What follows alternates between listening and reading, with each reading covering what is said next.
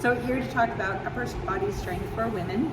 I think it's great that as women get older, maybe your knees start to hurt or something's kind of bothering you, and some well-intentioned person says, oh, what you need to do is take up swimming. Fantastic, take up swimming. But you do need to keep some impact happening to help your bones to stay strong and healthy and to stave off osteoporosis, or even kind of help improve, if you have osteoporosis, improve that bone density with a little bit of impact work in there. So if you're going to be taking up swimming, fantastic. If you're continuing to swim, make sure that you're getting in some jump training somewhere in your week. It doesn't have to be a lot, just a little bit to get that little bit of impact in there. Unfortunately, for women, as we get older, we, perimenopause, postmenopause, we really start to lose a lot of muscle mass. Actually starts in our 30s, but really accelerates when you're in that menopause and then postmenopause years. So if you haven't been strength training, I really encourage you to take up some strength training to help reduce that muscle loss, or even gain some muscle so that you can continue to swim. And it doesn't have to be a lot. I think a few exercises, I do have a video to share with you. I'll put that in the notes here that you can follow along with that practice too. So some exercises for strength training. Really important if you want to keep swimming and having a good experience along with that swimming. So also, as you're getting older, you want to make sure that you're including enough protein in your diet to keep that muscle toned, keep that muscle strength. So you want to make sure that you're eating enough fuel to fuel the activity you're swimming. You want to be able to make sure that you're eating enough to get through your day. And women notoriously undereat. So I am of that age that I grew up, and being thin was all the rage, that you're trying to be really small and skinny, kind of that wavy kind of model look, and that's not really helpful. Unfortunately, if you had kind of adopted those practices back then, it really set you up for some bone density issues now, and probably even some muscle loss. So you can always gain muscle. Make sure that you're eating properly.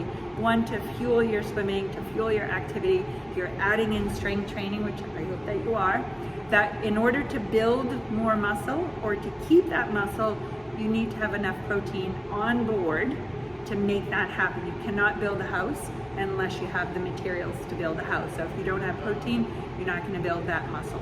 Also, as we're getting older, we want to make sure that we're doing some mobility work, that we can access joint ranges of motion so that we can get into that proper position on our swim. So if you're really rounded forward, it's going to be really hard to get into good posture for your swim. So adding in some mobility work can be really key. And also, over the years, our muscles and the fascia in our bodies can get kind of gristly and kind of sticky, and suddenly you don't realize, like, oh, I can no longer do this. I used to be able to do this a long time ago. So the mobility work is to help you improve your range of motion, don't lose the range of motion, or keep that range of motion going so that you can continue on and have a great experience with your swimming and anything else, putting luggage in the overhead bin. Women notoriously don't have a lot of upper body strength, so we kind of have two strikes against us. One is that we're losing that muscle mass in our 30s, 40s, and then again really going south come perimenopause and menopause. But the beauty is that we can maintain it through some strength training. Without that estrogen in our systems, our body's not going to be building that muscle.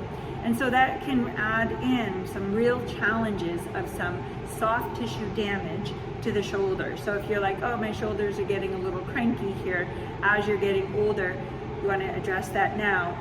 Don't stop swimming, just address what's going on so that you can keep swimming and you can have good shoulder health and not be in pain.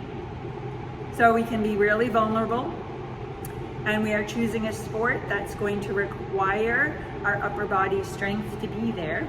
So not only do we want to make sure that we have the strength, but we also want to make sure we have the power. So we want to be able to get into those positions.